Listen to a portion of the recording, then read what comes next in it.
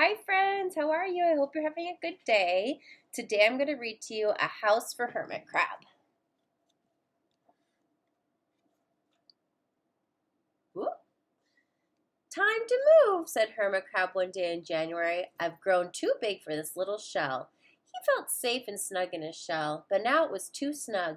Hermit Crab stepped out of the shell and onto the ocean floor. But it was frightening out in the open sea without a shell to hide in. What if a big fish comes along and attacks me? He thought. I must find a new house soon. Early in February, Hermit Crab found just the house he was looking for. It was a big shell and strong. He moved right in, wiggling and waggling about inside to see how it felt. It felt just right. But it looks so, plain, thought Hermit Crab. In March, Hermit Crab met some sea anemones. They swayed gently and back and forth in the water. How beautiful you are, said Hermit Crab. Would one of you be willing to come and live on my house? It's so plain, it needs you. I'll come, whispered a small sea anemone. Gently, Hermit Crab picked it up with his claw and put it on his shell. Beautiful. In April, Hermit Crab passed a flock of starfish moving slowly along the sea floor. How handsome you are, said Hermit Crab.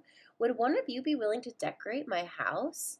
I will, signaled the little star. Carefully, Hermit Crab picked it up with his claw and put it on his house. In May, Hermit Crab discovered some coral. They were hard and didn't move. How pretty you are, said Hermit Crab. Would one of you be willing to make my house more beautiful? I would, creaked a crusty coral. Gingerly, Hermit Crab picked it up with his claw and placed it on his shell. Look at how fancy his shell is now. In June, Hermit Crab came to a group of snails crawling over a rock on the ocean floor. They grazed as they went, picking up algae and bits of debris, leaving a neat path behind them. How tidy and how hard-working you are, said Hermit Crab. Would one of you be willing to come and help me clean my house? I would, offered one of the snails. Happily, Hermit Crab picked it up with his claw and placed it on his shell. In July, Hermit Crab came upon several sea urchins. They had sharp, prickly needles. How fierce you look, said Hermit Crab.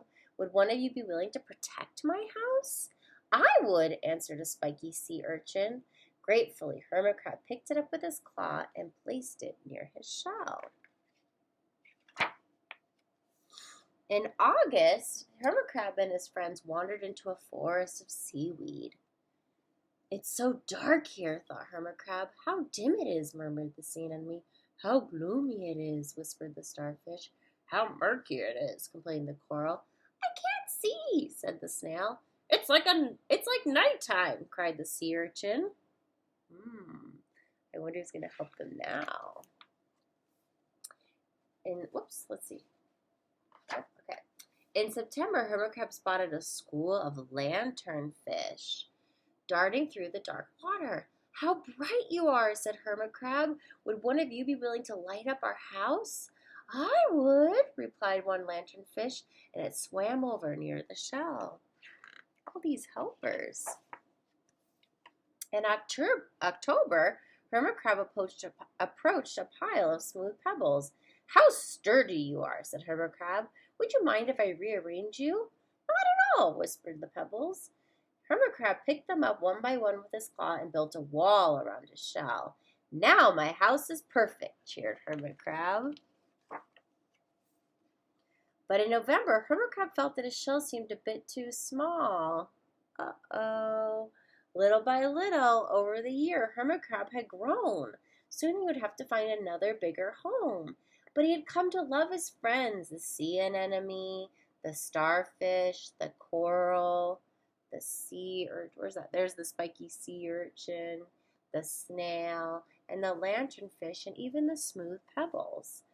They have been so good to me, thought Hermit Crab. They are like a family. How can I ever leave them? In December, a small hermit crab passed by. I have outgrown my shell, she said. Would you know of a place for me?